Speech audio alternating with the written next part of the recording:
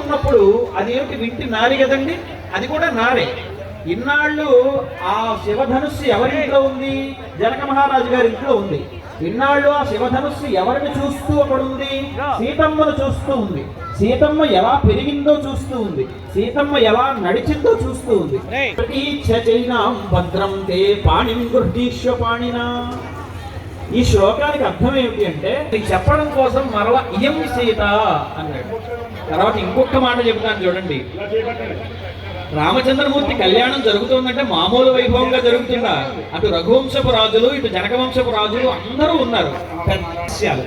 కనుక ఆ సీతమ్మ గురించి చెబుతూ పైగా సహధర్మచరీతవ ప్రతీక్షచైనాంతే భద్రం పాణిం గృహీష్వ పాణిన.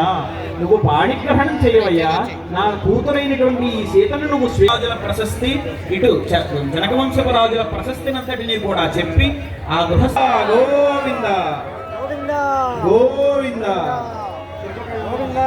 గోవింద అలా కన్యాదానం చేసి, అదిగో మన తెలుగు వారి ఎప్పుడు కూడా తల్లిదండ్రులకు ఖేదమును కలిగించదు. అంటే యోగ్యుడైన